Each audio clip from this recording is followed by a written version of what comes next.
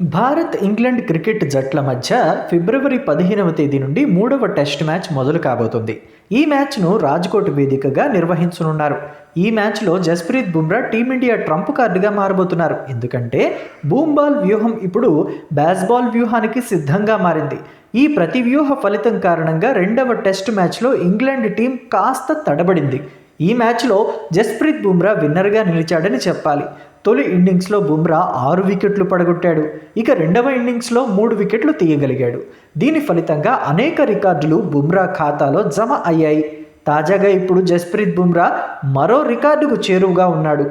Mysore express fame Javagal Srinath రికార్డును బద్దలు కొట్టేందుకు బుమ్రా చాలా దగ్గరగా ఉన్నాడు.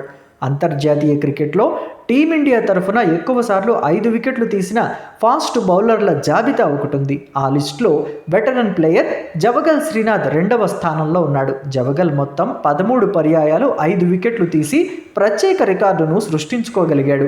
అంతర్జాతీయ క్రికెట్లో ఇప్పటి వరకు జస్ప్రీత్ బుమ్రా 12 సార్లు 5 వికెట్లు పడగొట్టాడు. ఇంగ్లాండ్తో జరుగుతున్న మూడవ టెస్ట్ మ్యాచ్లో బుమ్రా ఈ ఇన్నింగ్స్లో గనుక 5 వికెట్లు పడగొట్టినట్లయితే జవగల్ శ్రీనాథ్ రికార్డును ఈక్వల్ చేయగలుగుతాడు. ఇక రెండవ ఇన్నింగ్స్లో కూడా 5 వికెట్లు గనక పడగొట్టినా లేదంటే అంతకన్నా ఎక్కువ వికెట్లు తీయగలిగినా అంతర్జాతీయ క్రికెట్లో ఎక్కువ సార్లు 5 వికెట్లు తీసిన భారత రెండవ పేసర్గా జస్ప్రీత్ బుమ్రా నిలవగలుగుతాడు. కాబట్టి మొదటి టెస్ట్ మ్యాచ్లో బుమ్రా ఫ్యాన్స్ అతడి నుంచి ఒక అరుదైన రికార్డును ఆశించవచ్చనే చెప్పాలి. అంతర్జాతీయ క్రికెట్లో అత్యధిక సార్లు 5 వికెట్లు తీసిన టీమిండియా ఫాస్ట్ బౌలర్గా కపిల్ దేవ్ ఉన్నాడు.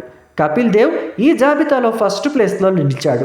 ఈ భారత జట్టు మాజీ కెప్టెన్ ఏకంగా 24 సార్లు 5 వికెట్లు పడగొట్టాడు. అందుకే అతడిని కపిల్ డెవిల్స్ అంటారేమో.